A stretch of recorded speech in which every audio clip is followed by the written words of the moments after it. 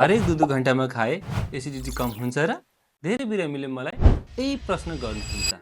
नमस्ते, म डाक्टर विजय केसी। खाना खाँदा पेटले एसिड बनाउँछ। हरेक 2-2 घन्टामा खाँदा पेटलाई आराम हुँदैन।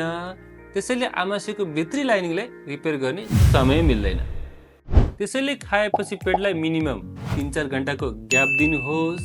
यसो गर्नाले डाइजेसन पुरा हुन्छ, एसिड सेक्रेसन कम हुन्छ अनि आमाशयको भित्री लाइनिङ हिल हुन्छ।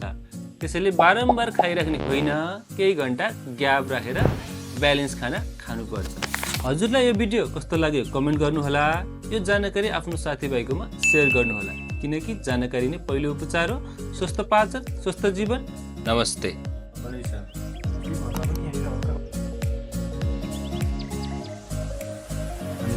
रातो रगत सेतो रगतहरू